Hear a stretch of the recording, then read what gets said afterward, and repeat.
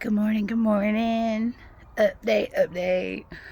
Well, I've been very vague about what is going on in my life intentionally because it was really distressing. And now that it's over with, I don't feel the need to be as vague because I was just up in it. I was in the middle of it. So I didn't really want to, I don't know.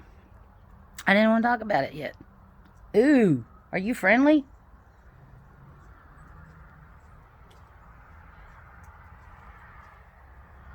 I think so. There's chickens and stuff. you friendly? So, I'm at a new farm. I was staying at a farm down the road, and my landlord had a feral cat that he got from the shelter. And then he's skinny. He's like scrawny thin, and he's always flea ridden, itchy. You could tell he's wormy, he's just having a hard time, real scrawny and angry, miserable looking. And so it just broke my heart, Brian and I's heart. We could not bear watching this cat struggle that hard just all the time. So I just kept thinking, it doesn't have any companion, no interaction with another creature. And cats are colony animals, so they have other kitties they snuggle with and stuff, and this cat's just all on his own. It's kind of hard. So we started feeding it better. Well, the first thing that happened was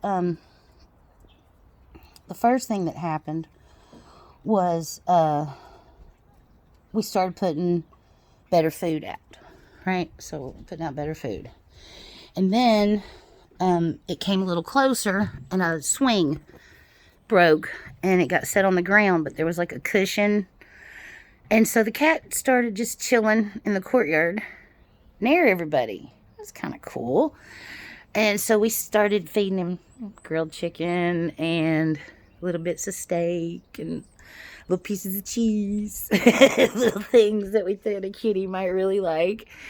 And then it got to where he's sitting on the porch. He's letting us pet him. It's cold. The weather shifted. Winter started. And so I built him a little cat house out of a tote and some blankets. And we put his food up. Well, he got attacked. Something attacked him. It was obvious that he got really beat up. We heard it. And then he would never leave the porch, right? Just wouldn't leave the porch. Except to poop. At most. The cat barely walked 10 feet away from the porch. Well, the landlord decided that one cat could maintain, in the winter, an entire piece of property surrounded by coyotes, and there's a bobcat that walks through the yard. It's sketch. And the cat's white and puffy, right? So he goes outside at midnight because he's like just so tired of the cat getting love and attention. Honestly, I think this man is jealous of a cat.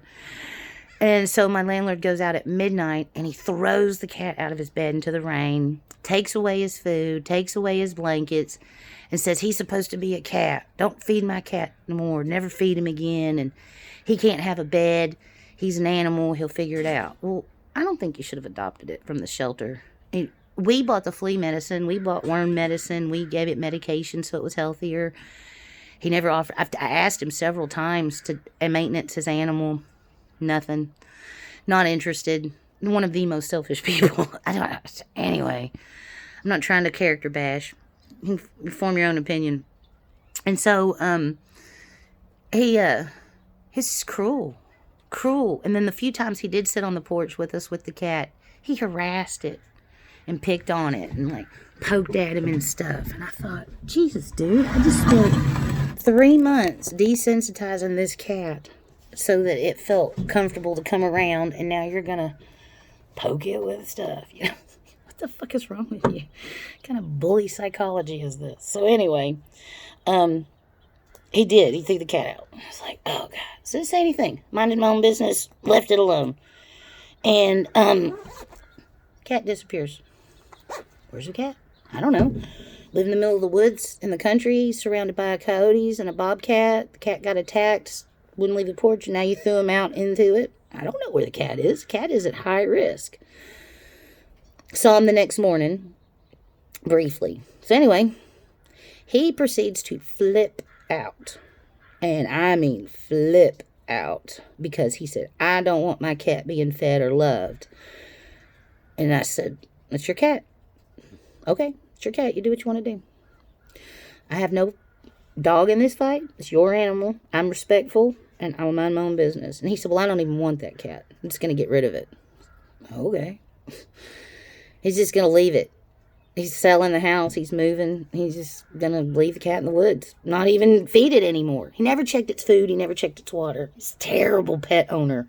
I actually think, I thought about calling animal control on him a couple of times just out of animal neglect. Because it was sure neglect. He wouldn't give it medicine, anything. Anyway, and crappiest cat food on the planet.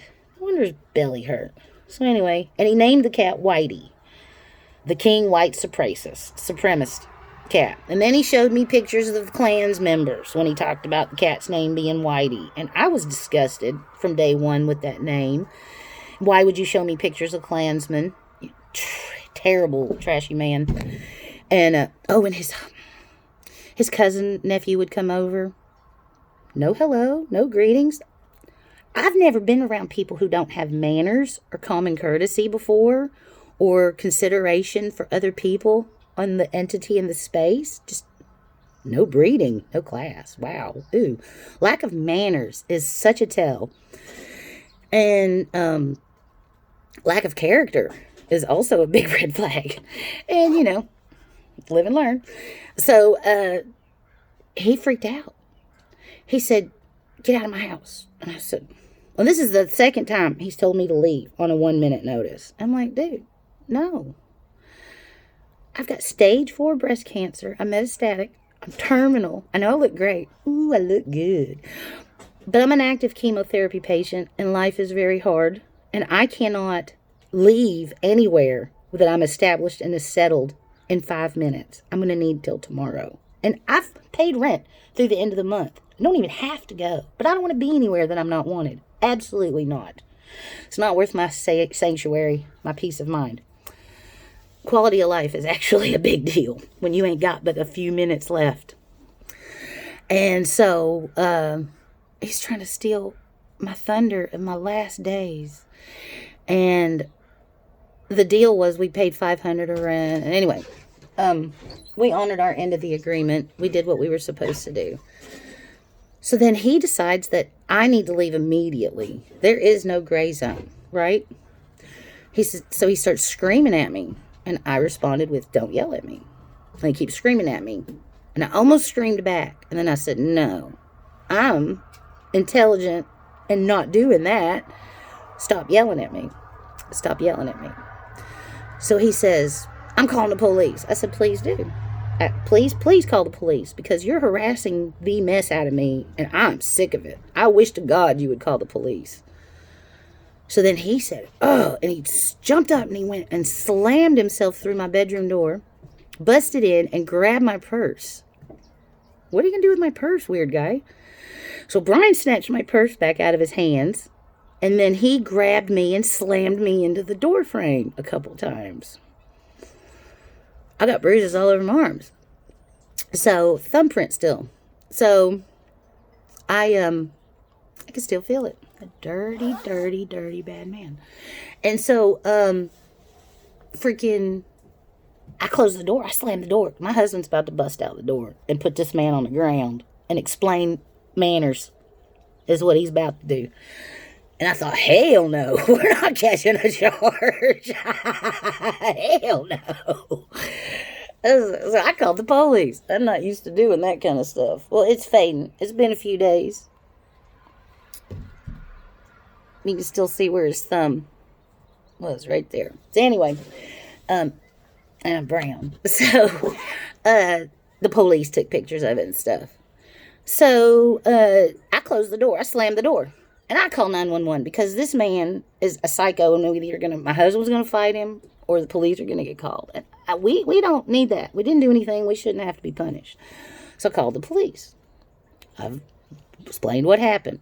They said, wait in your bedroom. I said, I'm in the bedroom with the door closed. For first 30 seconds, I had to stand in front of the door so my husband couldn't get out. And then he stood in front of the door and held it so no one could come in. So it took him about 5 seconds to shift from, oh, husband to, okay, let's handle this different. So, and he was so good. Thank God. Brian was so well-spoken and patient. And I was too, gratefully. And so the cops come.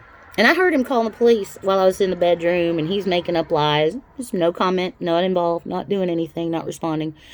So then the police show up. He answers the door. I decide to let him handle it until they come to me, because I already told the cops I'm not coming out of my bedroom till y'all announce yourself and come up to my door. I'm not getting into an altercation or an interaction with a grown-ass man 4 times my strength. That's not happening. So, the cops come, and I hear him talking through the door. I'm listening, best I can. And then I hear the police say, based on what you've said, we're going to have to take you in. He told the truth. He told on himself. I never even had a chance to speak to the police, and they arrested him and took him away. I busted out with a little giggle when I heard that. I was like, you stupid bad man. Fraction of me felt bad, but I don't. That he did this to himself. And so then I decided, Brian and I were like, this is not worth living in the middle of this. And we were tenants. We could push our spot. I will never stay anywhere that I am unwanted. Ever. I need respect as a human being to exit gracefully, like is expected of any human. And that's why laws were made to protect people from situations like this, because it's a human response to be courteous, to let people adjust. Anyway, so he went to jail. Well, we started packing immediately. I mean, just get the hell out of here. Forget this. So, oh, you want in, baby girl? There you go. Little sweet little puppies.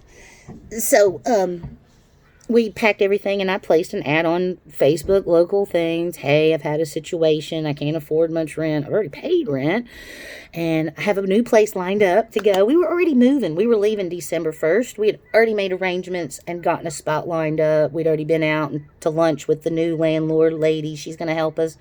Brian is getting, and I are getting something, and we're going to buy a house. We don't want to sign a lease. We don't want to get into a contract. We need about 3 more months somewhere. The government needs to reopen, and then things will process. Government's reopened, so I think things will process. So we need about 3 months to live somewhere, and this beautiful, kind lady said yes.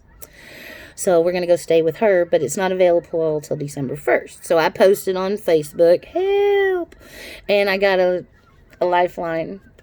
And the most beautiful, kind woman. And, I've been given this opportunity to make lifetime friends and connect with a couple of ladies that are just amazing. I feel so blessed to have this interactions. And, I mean, I'm grateful for the place to stay. It's awesome. It's comfortable. It's super nice. Oh, man, it's way nicer than anything I could have ever accomplished. But it's the quality of the people inside the structure. I was at a nice farm. It was under construction. It was a work site. Like, we didn't even have windows for 3 months. It was hard. And it was like, he starts at noon and works till 10, 11 a.m., p.m. And we get up at 5 in the morning and work till 2 or 3. Different, totally opposite.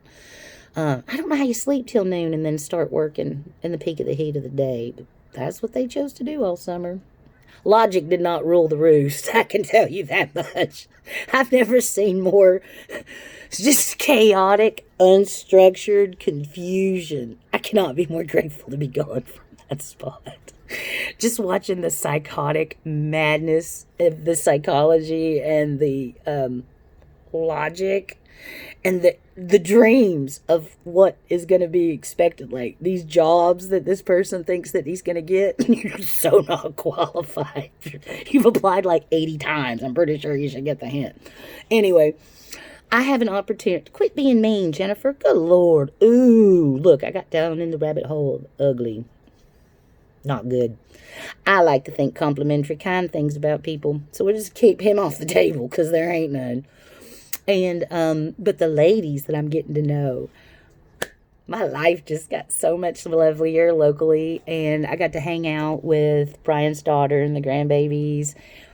Things are really starting to shift into a much more comfortable psychology. The quality of my life has dramatically increased. I've made a few more connections with local women in my area that I'm really looking forward to doing things with. I've been receiving blessing after blessing, everything from the moment I mean, like, we managed to accomplish not brand new car, but a really nice, dependable, nice car, which was, I think, one of the triggers with my old landlord. It was a lot nicer than his car, and I think it triggered him.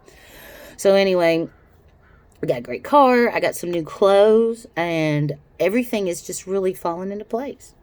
So we just got to struggle through until we get paid on December. And so I guess we're going to skip Thanksgiving. We're going to go to the food bank. We left all our food. But we left. We didn't know we had a place to go. So we stayed one night at a hotel with pretty much the last of our money based on, I think something's going to work out. Just faith in the universe. And it did. However, not sure what we're going to do. I think we're canceling the holidays and we'll just pick it up for Christmas. And the lady that I'm going to stay with loves Christmas. I love Christmas too. So that's what I've been discreet about. That is what I've not been talking about. That is what's going on. Medical care. Finally getting all my doctors lined up, getting all my prescriptions on point, getting referrals for the things that I need. I'm going to the eye doctor today. I'm going to the dentist in the next couple of weeks. I had both appointments that day. I was so mad the day I had to call the police. I was on my way. 2 years I've been waiting for the eye doctor and the dentist, and I canceled both of them that morning. I was super annoyed. I'm still salty about it. But things are working out, so don't be too salty. Water that down. And, that's where I'm at. That's what's going on. And I'm supposed to have a check in the mail any day. So I have a place to be. I'm safe. I have something to eat. And I have everything that I need. I'm happy and I'm healthy and I'm blessed. So that's my update. A lot put in there. I have exciting big things coming. I'm going to make a video about that next. Totally different head change and eat breakfast, and then I'll make a video about all the good exciting stuff. And it is, and there's a list of it, so it's not even that hard to do. Okay, everybody, make your choices.